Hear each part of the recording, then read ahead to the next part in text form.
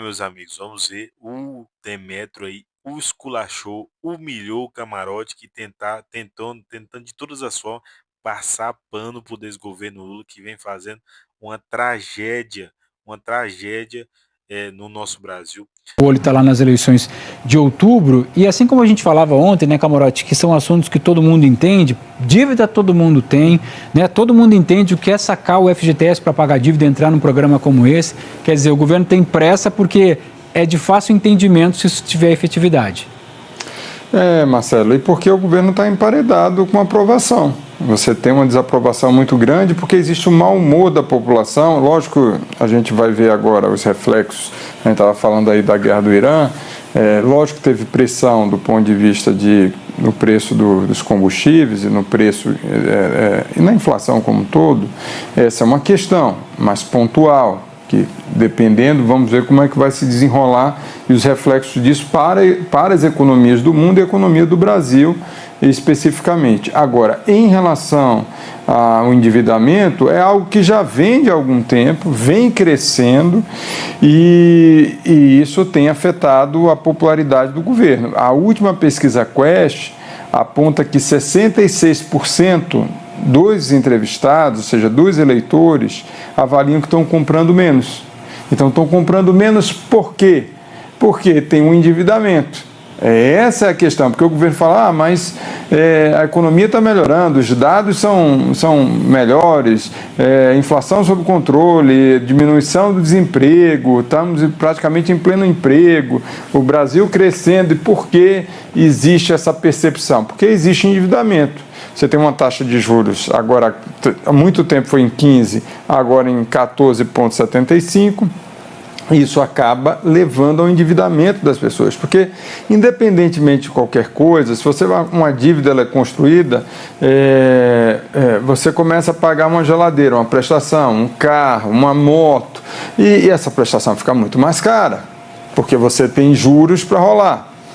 Então você tem, e as famílias vão se endividando. Então você tem, de fato, essa situação de estrangulamento. E isso reflete na popularidade. Aí o governo está trabalhando, o presidente Lula tem cobrado isso, uma solução rápida. É lógico que está pensando nas eleições, em diminuir algo que já seja viável para ser sentido durante o período eleitoral. Então, a conferir como vai ser isso. Hoje não teve ainda uma definição, é tanto que novas conversas vão acontecer. Você tem essa perna do FGTS, que tem limite, como está sendo colocado pelo ministro Luiz Marinho. Você tem que garantir o FGTS, você não dá para tirar todo o dinheiro para resolver a dívida. Você tem programas como Minha Casa Minha Vida que são sustentados pelo dinheiro do fundo do FGTS. Então, essa é uma questão, e você tem uma outra solução que está sendo buscada em paralelo. Então, devem ser duas ações, ou até mais, que é fazer um aporte do governo no Fundo Garantidor de Operações. Por que isso é importante? Porque vai dar a tranquilidade para os bancos para a diminuição dos juros cobrados. Então, haveria uma espécie de revisão das taxas cobradas. O governo fazendo um aporte diminui o risco e isso acaba se revertendo para a diminuição da taxa de juros, né, e da dívida como um todo. A conferir como vai ser feito isso, o governo está negociando com bancos, com a Febraban, tem conversado já há alguns dias, há mais de 10 dias, tem conversações em torno disso. Só para finalizar, Marcelo, o governo tem que aprender com essa situação. Você tem, de um lado, uma política monetária que tem que combater a inflação e vai numa linha, e você tem uma política fiscal expansionista. Você, ao mesmo tempo que estava aumentando os juros, o governo estava estimulando a economia, você tinha crédito consignado. Então, você tem uma série de ações para estimular gastos. e a gente está vendo no que isso deu. Então, o governo tem que aprender com essa situação, porque está deixando realmente a população de mau humor com tanta dívida. Diga, Rosana. A pergunta é, quais são essas dívidas, né, que estão deixando aí as famílias tão apertadas e nessa situação?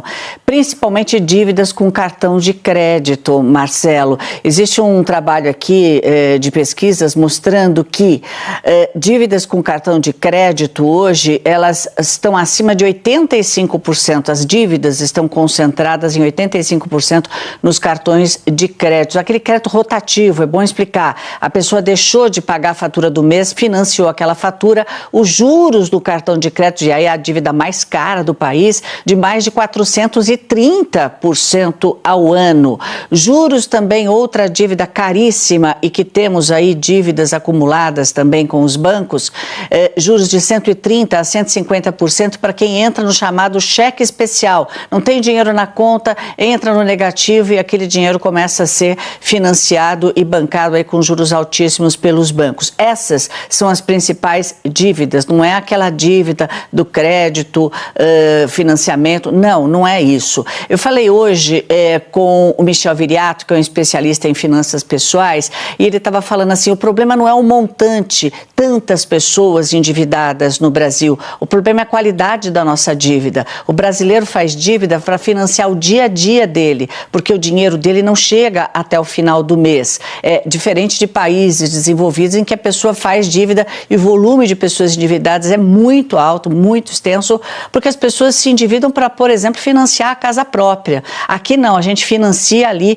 o dia a dia. E ele diz também, o Michel Viriato, ele tem dúvidas da eficácia de planos deste tipo, porque você vai resolver a dívida da pessoa agora, mas os juros permanecem altos e esse desequilíbrio de gastos vai permanecer também porque a pessoa está em dificuldade financeira, já rolando dívidas anteriores, ou seja, também tem uma dificuldade do brasileiro em administrar os seus gastos. O brasileiro também tem um problema de poder aquisitivo mais baixo. Então, a dúvida é se esse tipo de plano ele tem efeito imediato, mas no futuro a pessoa paga essa dívida com essa negociação, essas facilidades e faz outra lá na frente. Porque também do outro lado, Marcelo, e isso está numa pesquisa da Nielsen, encomendada pelos supermercados que justamente estão preocupados com a queda no consumo nas lojas. O consumo nas lojas, nos supermercados está estagnado mesmo com aumento de emprego, redução da inflação. Eles queriam uma explicação para isso. E dentre os problemas encontrados ali pela Nielsen nessa pesquisa,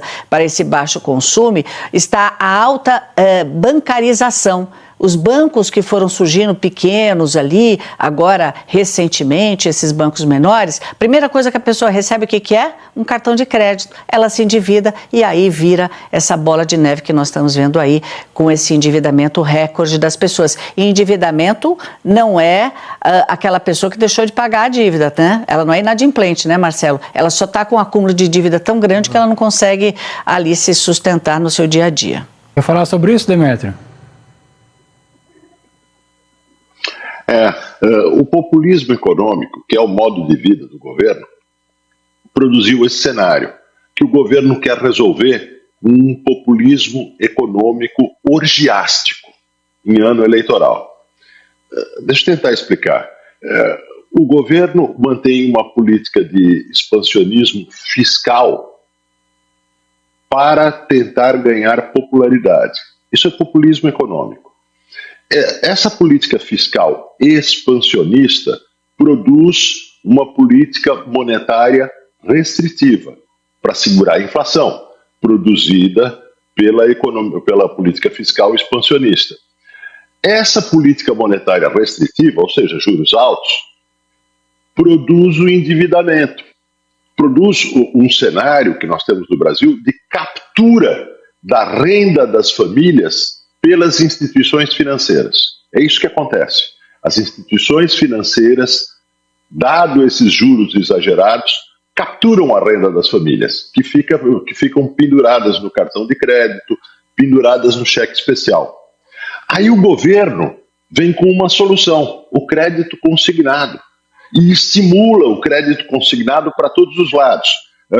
as pessoas tomam o crédito consignado para pagar as dívidas de cartão e de cheque especial e se penduram no crédito consignado, ou seja, se tornam devedores compulsórios e empenham a sua renda, o seu salário, a sua aposentadoria nas instituições financeiras. É a financiarização da vida e da renda das famílias. Aí chega no ano eleitoral, o governo descobre: os brasileiros estão endividados, que coisa extraordinária.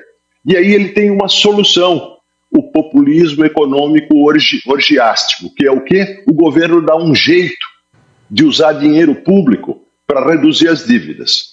Como eles ainda não sabem como usar dinheiro público para reduzir as dívidas, eles chegaram à solução mais perversa de todas: entregar o FGTS para as instituições financeiras. O FGTS que foi feito para garantir o trabalhador na hora do desemprego, ou para garantir a compra de uma casa pelo trabalhador, será entregue às instituições financeiras. É a perversidade levada ao último grau.